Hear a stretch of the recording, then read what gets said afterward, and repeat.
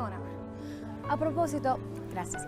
Tú sabes que yo quisiera hacer algo más por mi patria. Desde aquí tan lejos quisiera ayudar en algo.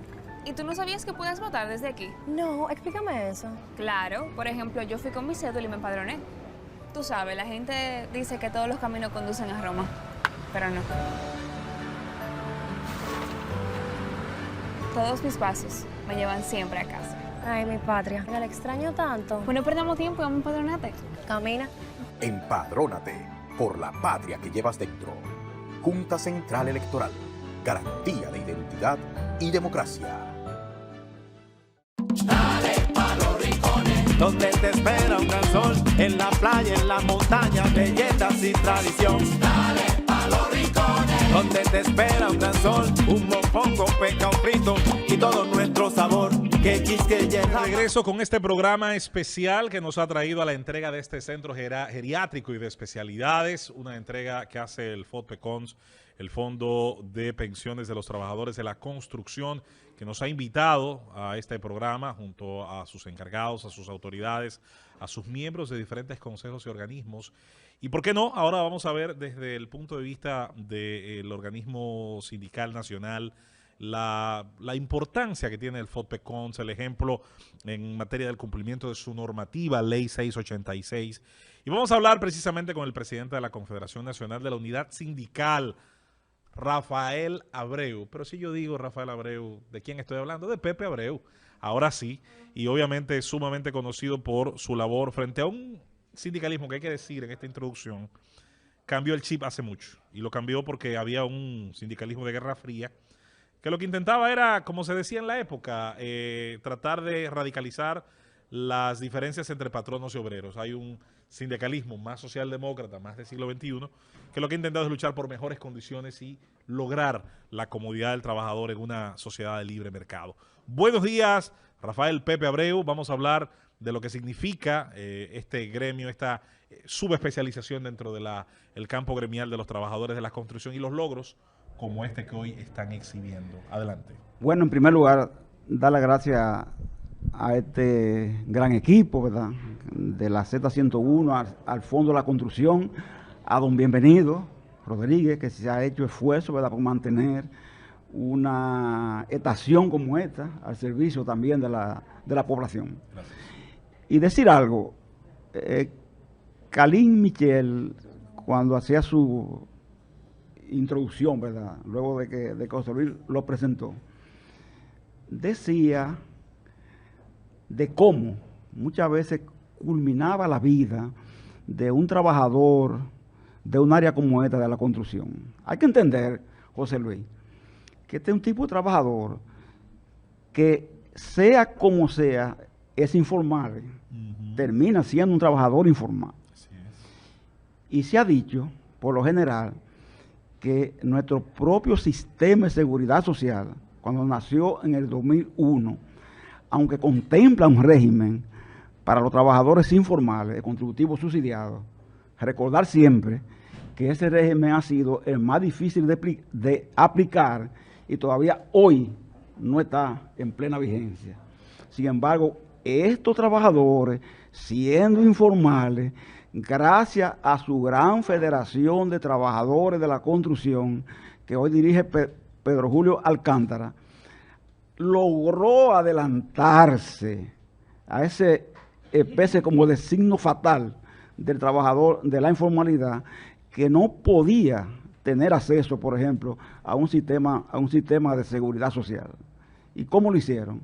Bueno, lo hicieron comenzando por tener este fondo, el FODPECONS, que estableció que ese trabajador de la construcción, que cuando su vida laboral terminaba, como lo dijo Calín, diciendo, bueno, 60 años un trabajador de la construcción ya es viejo para el tipo de trabajo que realiza. Es como los peloteros, Luis, ¿verdad? Sí. Entonces, Jóvenes ya son ex. Exactamente. Entonces ese trabajador no tenía a qué acudir, porque cuando nosotros íbamos, yo recuerdo un episodio, ¿verdad?, en el Seguro Social, Pedro Julio y yo, y unos cuantos dirigentes más, fuimos al seguro a tratar de establecer la cantidad de cotizaciones que tenían acumuladas los trabajadores de la construcción en el IDCS. Y había uno paradigmático porque era Eduardo Alessi, que es el nombre de este centro, ¿verdad? Eduardo Alessi, un hombre de mucha historia. Lo que pasa, José Luis, que hay muchas historias que no se escriben, ¿verdad? Claro. Y esa es una de ellas. Hay que Entonces, a Eduardo Alessi ha pasado la vida trabajando, ¿verdad? Pero cuando fuimos, aparecían de él apenas 10 cotizaciones. Es decir, se había que tener 300 cotizaciones, obviamente, para esa pensión que en ese tiempo eran 5.300 pesos. No le daba, ¿verdad? A él, porque no tenía cotización suficiente. Entonces, es a partir de que este fondo existe, que ese trabajador de la construcción comienza a dignificarse, comienza a sentirse importante porque tiene la esperanza, tiene la posibilidad de tener acceso a un medio previsional, pero además se encamina, ¿verdad?, hacia un tema como el de la salud, hacia un tema como de los riesgos laborales, pero además, hoy estamos hablando, señores, de un centro geriátrico. Hay que entender eso, ¿eh? Mire, a medida que avanzan los pueblos, uno de los temas fundamentales que tiene un país es el aumento de la esperanza de vida. En la República Dominicana usted no puede decir que la esperanza de vida no ha aumentado. Sí lo ha hecho, sí lo ha hecho, 20 años más. Entonces, esta esperanza de vida trae también con ella otro tema, y es la necesidad de que florezca la industria del cuidado, la industria del cuido. ¿Quién se encarga de cuidar entonces, verdad? ¿Quién se encarga de cuidar entonces a los ancianos, a los envejecientes? ¿Quién lo hace? Es la geriatría. Entonces, tener aquí, ¿verdad?, un centro de este tipo es una iniciativa, señores, que debe verse no como un aporte solo a los trabajadores de la construcción. Yo quiero, Susana, que lo veamos como un aporte a la sociedad, porque la sociedad tiene que propender hacia eso, hacia fortalecer, desarrollar esa industria de cuidado que en el mundo, inclusive de los países desarrollados, es en este momento una de las industrias más importantes y que está en discusión en el seno de la Organización Internacional de Trabajo, que es el órgano mundial tripartito que aglutina trabajadores, gobiernos y empresarios. Ese mundo de la industria del cuidado es uno de los más importantes en discusión en este momento. Pepe Abreu, Khalil Michel te habla. La verdad es que diría a don Polibio Michel, mi padre, que lloraste en el vientre de mi madre, porque tu exposición explica la razón fundamental que sustenta este importante centro geriátrico y el tema del fondo. No obstante, hay un discurso de parte del empresariado que establece que los niveles de costo de la construcción son demasiado incrementados, que ya hay una doble tributación porque la seguridad social se paga, pero también el fondo de pensiones, sin hablar de los ITEVIS correspondientes, más toda la carga impositiva. Entonces la pregunta sería, en el marco de la condición actual del régimen de seguridad para el trabajador de la construcción vía el Estado, ¿se hace necesario todavía mantener este sistema del Fondo de Pensiones de Trabajadores de la Construcción? Bueno, Khalil, usted es un arquitecto, ¿verdad? Un hombre ducho en la construcción.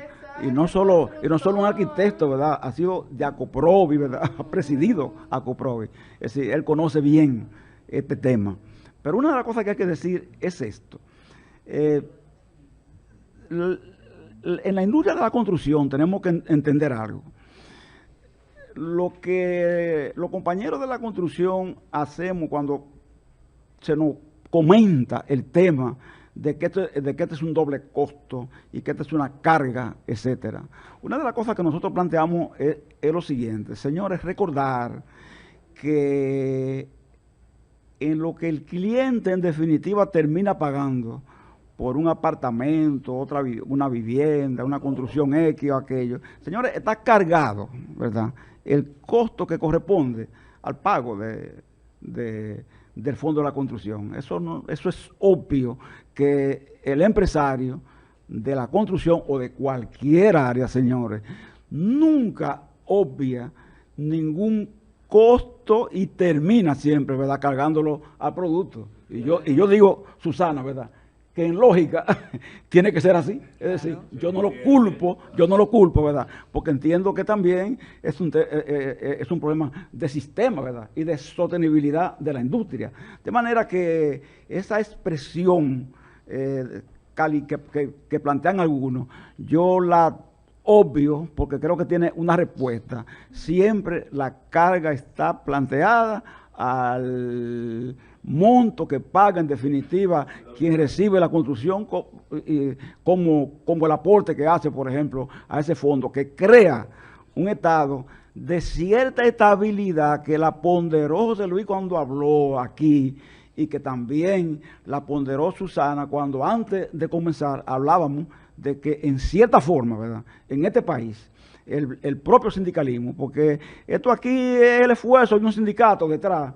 Ese Pedro Julio que está ahí, que es diputado hoy y que ha encabezado este proceso, es un sindicalista, ¿verdad? Eso es lo que él en definitiva. Entonces, estos son aportes de eso que Susana está diciendo, de un tripartismo que en la República Dominicana, mal que bien, se ha ido construyendo. Y aunque muchos lo critican y establecen que aquí lo que hay que acudir es a la revolución inminente o a la insurrección popular generalizada o a otros términos que usamos en un momento determinado, debemos decir que este tipo de acción que el sindicalismo ha asumido, de concertar antes que confrontar, tiene logros que exhibir. Y uno de ellos, por ejemplo, es este centro geriátrico. Pepe, sin duda, lo que hemos también interactuado contigo en otros sectores, sectores tal vez más complejos, sabemos la importancia que es lograr la organización. Tú estás en la confederación, o sea, tú estás arriba, en la sombrilla. ¿Cómo lograr organizar sectores tan diversos? No siempre los miembros son los que más estudios tienen, pero sin embargo, han logrado organizarse. Y para la vejez, que yo creo que la expresión más grande de un país organizado es precisamente tener algún tipo de protección en la vejez. Y el modelo, entonces, contributivo subsidiado. ¿Cómo lograr esa magia de poner tanta gente de acuerdo para marchar juntas? Bueno, la verdad hay que decirlo, no es una tarea fácil, es una tarea que implica saber concertar los intereses de sectores que entre sí, ellos mismos son en realidad una diversidad en lo interno. Porque tú te encuentras, por ejemplo, con el trabajador de la gran empresa que tiene su convenio colectivo, su organización, la industria de la grasa comestible, ¿verdad? Una de las más grandes industrias, bueno, tiene su organización, normalmente se reúne, etcétera, discute, habla, pero te encuentras, Susana, con la minería, ¿entiendes? Por otro lado, que es atacada también por diversos sectores. Entonces, cuando tú defiendes que la minería es responsable, tiene que operar en República Dominicana, algunos te tildan, ya tú sabes de cuánta cosa, ¿verdad? Pero tú tienes que decir, ¿este país explota o no la minería? Tiene que definir eso, ¿verdad? Y la conclusión a que llegamos nosotros es que sí, que debe explotarla. Ahora, explotarla irresponsablemente, tampoco estamos diciendo eso, ¿verdad? Pero te encuentras entonces, Susana, con el tema referido a el crecimiento de la informalidad. ¿Qué tú haces? ¿Eres indiferente entonces al crecimiento de esa informalidad? No organice esos trabajadores porque el Código de Trabajo lo excluya o la propia Ley de Seguridad Social contemple un régimen que no ha podido ponerse en vigencia como el contributivo subsidiado. No, tú tienes que ir como quiera, dando los pasos a que ese mutualismo, por ejemplo, funcione, como está funcionando aquí. Pero tiene que dar entonces el otro paso a que esos trabajadores puedan tener una expresión orgánica, ¿verdad?, que les permita reclamar derechos. Aquí, por ejemplo, Susana, mucha gente se asombra porque nosotros acogimos allá, por ejemplo, una organización de trabajadoras sexuales, ¿verdad que sí? Claro. y dijeron inmediatamente algunos que eso no es un trabajo, ¿verdad? Ay, que Dijeron, no. ¿verdad? Y que por tanto no debíamos acogerla, ¿verdad? Allá. Entonces, uno dice, ¿verdad? ¿Es eso o no un trabajo? ¿Entiendes? Y tú lo analizas y Kalin, que habla mucho de la historia, yo lo oigo Ah, a que él habla hablando mucho mucho de la de la historia, historia, yo me ¿verdad? asusté, De la yo historia, dije, ¿verdad? ¿cómo, No, Kalin? de la historia, de la historia. Debo decir, Va a revelar no, aquí. debo decir, ¿verdad? que sabe que eso es un trabajo. Debo decir cuando se habla de eso, cuando se habla de eso, de la historia, y yo soy un curioso de la historia, ¿verdad? Y me encuentro, Susana, con que, por ejemplo, en la zona colonial había mujeres prostitutas. ¿Quiénes eran? Eran las mujeres que los españoles que se situaron aquí, abandonaban, la dejaban aquí, y a las mujeres quedaban desamparadas, se prostituían. Entonces había prostitutas negras, prostitutas blancas, ¿verdad? Y había un restaurante llamado Pata de Palo, ¿no es lo que sí? Que todavía... Ustedes no han visto un restaurante que se llama Pata de Palo, ¿verdad que sí?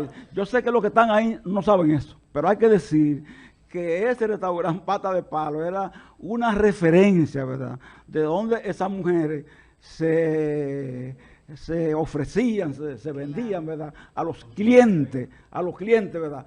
En un tiempo como ese. ¿Qué quiere decir eso? Y ahí tal vez mete la pata, viene de ahí a lo mejor. Oye, que no solo, Susana, meter la pata. que no solo es un trabajo, sino que es uno de los trabajos más viejos, ¿verdad? Según se dice mucho, La ¿verdad que sí? culebra. Entonces nosotros la cogimos también a esas que son trabajadoras informales, ¿verdad? Pepe Abreu, Sí. gran amigo del gobierno de la mañana y de la Z101. Hacía tiempo que no lo teníamos. en el programa. Rosendo. Hoy, la verdad, Pepe, que me alegro mucho de tenerte con nosotros. Pepe, te hemos visto a ti a lo largo del tiempo luchar arduas batallas con el tema del aumento salarial, mejorar la condición de los trabajadores en la República Dominicana. Pero creo que en los últimos años la cosa como que se le ha facilitado un poco a ustedes para conseguir ese tipo de propósito. ¿Qué ha cambiado en el país? La intervención del gobierno, del Ministerio de Trabajo, que nosotros hemos visto que como que ahora los aumentos salariales no te están dando tanta lucha, por ejemplo, a ti para conseguir. Ustedes vieron la rendición de cuentas del presidente, ¿verdad? Yo sé que fue larga, el discurso fue largo, ¿verdad? Pero se notaron algunos fraccionamientos que se hizo del discurso, tocaron lo que Rosendo está preguntando.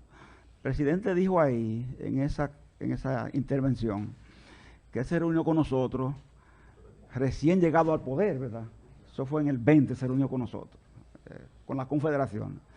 Y él nos dijo, uno de mis fundamentos en este gobierno va a ser tratar de devolverle al salario su capacidad de compra. Eso él lo dijo ahí. Tengamos en cuenta, por supuesto, que había una pandemia, guerra, todas esas cosas, ¿verdad? Pero él lo dijo ahí. A partir de ese proceso, entonces nosotros entramos en una revisión de tarifas salariales que tenían grandes atrasos. Entre ellos tarifas como la de esta federación. Esta federación discute ella sola alrededor de unas 7 tarifas, ¿verdad? De 7 oficios distintos. Más de 7, pero 7 es la que tengo en mi memoria porque son los oficios más sobresalientes. Entonces, en esas revisiones que nosotros hemos ido haciendo, ha habido algo curioso, ¿verdad? Que es único en la historia de esas revisiones. Ha habido una intervención, hay que decirlo así, directa del ministro de Trabajo. Luis Miguel de Can ha intervenido directamente, es decir, no se lo ha dejado al comité, sino que también él ha intervenido entre las partes buscando concertar acuerdos que permitan que esas revisiones de la tarifa se hayan puesto en vigencia o se hayan consensuado de una manera más continua que antes y en mayor porcentaje. Lógico, todavía, por supuesto, no se compadece la capacidad de compra del salario con el costo de la canasta familiar. No estamos diciendo eso, pero lo que hay que decir es que ha habido un giro en el sentido de la actitud y el interés que han demostrado estas autoridades porque se concerten y se revisen tarifas en el Comité Nacional de Salarios. Don Pepe Abreu, usted como representante, como presidente de la Conferencia Nacional de la Unidad Sindical, debe formar parte, y así entiendo que es, de la discusión de la reforma del Código Laboral. En días pasados estuvo allá en la Z el ministro de Trabajo, Luis Miguel de Camps, y señalaba que ya había el consenso con relación a un 85 o 90% de ese proyecto que está sobre la mesa. Es un punto álgido siempre el auxilio de cesantía. Yo quisiera saber si, primero, forman parte de esa mesa de discusión, que entiendo que sí, y si además del auxilio de cesantía hay otros elementos que se han puesto sobre la mesa y que ustedes estén proponiendo como Confederación Nacional de Trabajadores que se reformen o se modifiquen en el Código Laboral. Bueno, sí, Manuel. Nosotros, por ejemplo, usted sabe que esa discusión se arrastra desde el gobierno pasado, ¿verdad? Sí, claro. Ya tiene varios años. Unos 13 años, ¿verdad? Unos 11 años más o menos, por ahí, más, discutiéndose el código laboral. De verdad, en el código hay que entender, como usted como gran abogado que es, ¿verdad? Sabe Para nada. Sabe que en este país nuestras leyes son muchas veces ampulosas, ¿verdad? Muy grandes. El código tiene 738 artículos, ¿verdad? El código laboral. Y lógicamente hay temas del código que usted le va pasando rayas, sí, un asterisco, ¿verdad? De positivo, y diciendo, artículo tal, bueno, es un cambio de nombre. En vez de Secretaría de Trabajo, ahora es Ministerio de Trabajo. Eso todo el mundo lo pasa, ¿verdad? Y pasa, hasta que llega a los puntos álgidos. Sí. Que muchas veces, Manuel, son 5. Sí. ¿Entiendes? No son 738, son 5 artículos, ¿verdad que sí? Entonces, en esos 5 artículos, entonces es que comienza la discusión de verdad. Es ahí que muchas veces los 10 o los 8 años se van. Sindicato, auxilio de cesantía, preaviso. Por ejemplo, sindicato, auxilio de cesantía, preaviso, jornada laboral. ¿Te entiendes? Algunos temas procesales, como el atrente y otros. Entonces, esos temas así son los que nos encierran. Ahora, en este momento, el doctor Albuquerque, que él, continúa siendo el asesor nuestro, ha sido un asesor nuestro eterno, ustedes saben, de los sindicatos, como es natural, y la doctora Odriz, que están trabajando con nosotros, más los abogados empresariales, estamos precisamente en esos puntos. Jornada, ¿verdad? Tema de auxilio de cesantía, seguro de desempleo, el tema de lo procedimental, de los embargos, el tema de la conciliación, crear el juez de la conciliación, un juez como fuera del escenario del tribunal clásico, ¿verdad? Para que se especialice solo en conciliar y evitar que los temas se alarguen, ¿verdad? En justicia y sean más costosos, etcétera. Bueno, ahora se constituyó una comisión de esos abogados, técnicos y demás, para que rinda entonces un informe a la mesa y ver si definitivamente podemos hacer un acuerdo. De manera que el ministro tuvo razón en la información que dio, pero hay que esperar ahora el resultado de ese acercamiento en la que vamos a ver si logramos consensuar de manera definitiva un acuerdo. Excelente. Pepe Abreu, han mejorado las condiciones, ya nos lo ha dicho en esta mesa, las condiciones de los trabajadores, y se han logrado incluso aumentos de salarios sin pleito y sin manifestaciones en la calle. Pero hay un punto muy importante en la República Dominicana, la calidad del empleo y por consiguiente la calidad de esa mano de obra dominicana. ¿Eso ha mejorado? ¿Se han hecho se han tomado las medidas para que realmente mejore la calidad del empleo en nuestro país? Ese es de los temas a discutir, porque fíjese, por ejemplo, cuando se dan las cifras de creación de nuevos empleos, esas cifras no son mentiras, son ciertas. Sin embargo, el tema es eso que está diciendo Diurka, la calidad de ese empleo. ¿Cuál es la calidad?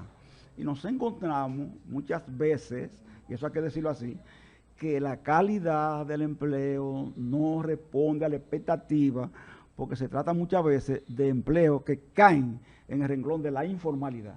Y la informalidad tiene como característica un tema que es muy importante, y es que muchas veces excluye de las leyes laborales, pero también del propio sistema de protección social o de seguridad social. Entonces, eso hace que ese empleo no reúna las condiciones para ser calificado, como dice la Organización Internacional de Trabajo, como un empleo decente. Por eso, en la propia discusión del Código Laboral estamos examinando esto. ¿Por qué? Porque muchas veces hay aquí una gran cantidad de empresas que recurren mucho, Yurka, a las subcontrataciones. Entonces muchas veces tú te encuentras con que una empresa grande subcontrata a una mediana, la mediana una pequeña, la pequeña una y se va creando, ¿verdad?, una cadena que en definitiva termina bajando la calidad del empleo. Por eso, uno de los retos que tenemos, ¿verdad?, en esta discusión del propio código es tratar de dignificar los empleos que se crean, porque si tú lo creas de mala calidad, que no contribuyen a llenar la perspectiva, que convierte al trabajador en un ente pobre, que sigue siendo pobre. El trabajador no está conferido a ser pobre. Bueno. Se presume que quien trabaja, no necesariamente, tiene que ser pobre. Pero además, y ya en un segmento muy interesante escuchar a don Pepe, hay que decir algo también. Una ley podrá ser muy buena y tener buenas intenciones si no se generan empresas prósperas. El mejor empleo, el desempleado con la mejor ley gana cero. Entonces, definitivamente que por eso es importante el equilibrio también. Y sabemos que Pepe ha sido un factor de equilibrio en ese trabajo que se ha hecho para mejorar las condiciones de los trabajadores, pero también para dar la apertura a muchas de esas empresas, sobre todo esas MIPYMES, que han llegado y han ayudado a fortalecer la economía dominicana. Pepe Abreu ha estado con nosotros como presidente de la Confederación Nacional de la Unidad Sindical, sombrilla gremial sindical de, entre otros gremios, el de los trabajadores de la construcción en sus especialidades, y por eso hoy estamos aquí en la entrega de este geriátrico y hospital de especialidades que el FODPECONS entrega a sus socios trabajadores, pero al país y a esta comunidad. Gracias, Pepe. Gracias a ustedes, gracias. Seguimos con más en este programa especial del Gobierno de la Mañana, Gobierno de la Z101, desde este lugar donde el FODPECONS, nuestro anfitrión, el Fondo de Pensiones de Trabajadores de la Construcción, entrega este centro médico. Venimos con más invitados, más protagonistas de estas luchas, de estas causas y de estos logros. Pausamos y volvemos. Llévatelo, Cundo.